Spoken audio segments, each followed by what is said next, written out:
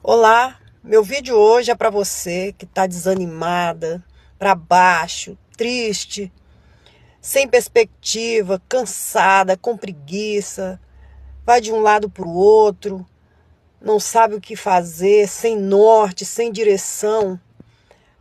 Então, o que eu tenho para te dizer hoje é: entra no seu quarto, dobre os seus joelhos e clame ao Senhor.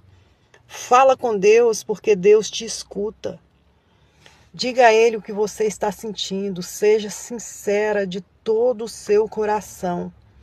E Deus que te ouve vai tirar você dessa condição.